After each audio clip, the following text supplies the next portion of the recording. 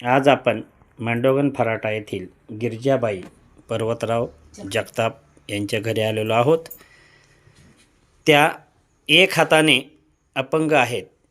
विशेष म्हणजे आत्तापर्यंत जे आयुष्य त्यांनी खूप काही खरतड आणि खूप काही असं धाडशीपणाने आज जगत आलेले आहेत. संघर्षमय जीवन परिस्थिती तसे पाहता ग्रामीण भागामध्ये एक हात ज्या महिलांना येते तिच्यावरती खूप काही संकट येत असतात. तिला भरपूर काही त्या कौटुंबिक समस्याचा सामना करावा लागत असतो आणि अशा या वयामध्ये इथपर्यंत त्या आज आलेल्या आहेत.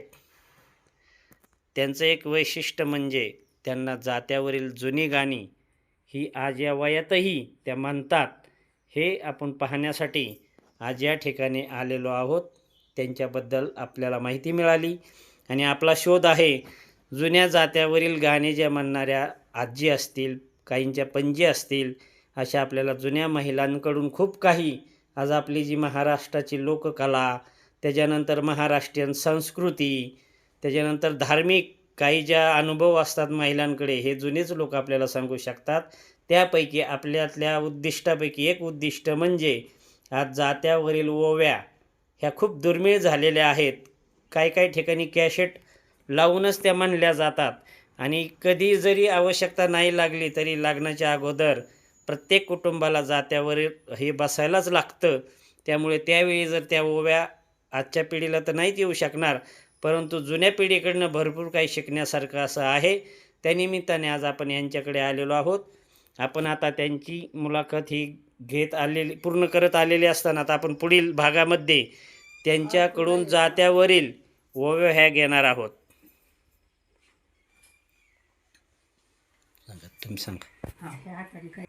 वय किती? 92. वय 92 म्हण. 92. बर. पुढे गेली चार. हा हात हे हात दाखव. हाताचं काय झालं? हाताला काय झालं? हे हात कशामुळे झालाय असा तुझा? गाडी पालती झाली, बैलगाडी घोडा. कधी?